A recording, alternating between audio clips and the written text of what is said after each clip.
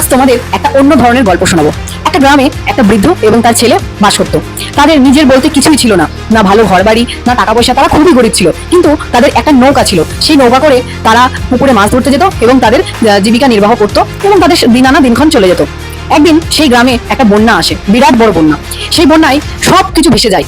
তখন সেই গ্রামবাসীরা সেই বৃদ্ধকে বলে যে তুমি এইখানে থেকো না, তুমি আমাদের সাথে উঁচু জায়গায় চলো, সেখানে গেলে তুমি আর যাই হোক তুমি বন্যায় ভেসে যাবে না। কিন্তু সেই নৌকাটি সেই বৃদ্ধের কাছে খুবই প্রিয় ছিল এবং সেই বৃদ্ধটি সেই নৌকাটিকে ফেলে যেতে সে অস্বীকার করলো এবং সারা রাত সেই নৌকাতেই থাকলো এবং সেইভাবে সারা রাত কেটে গেল।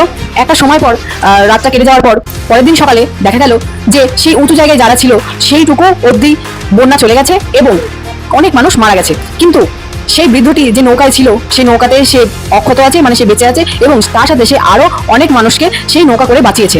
তাহলে আমরা এই গল্প থেকে কি শিখলাম? যে আমাদের জীবনে যখন আমরা মনে করবো যে কিছু শেষ হয়ে যাচ্ছে, তখন সেইখান থেকে আমরা আমাদের নিজেদের জীবনটা শুরু করতে পারি। এই জন্য নিজের ওপর কনফিডেন্স না হারিয়ে সব কাজ নিজেদের করে যেতে হবে। এই ছিল আজকের ভিডিও। ভালো লাগলে ভিডিওটি লাইক, শেয়ার এবং সাবস্ক্রাইব করবে এবং প্রচুর পরিমাণে শেয়ার করবে। ওকে, বাই।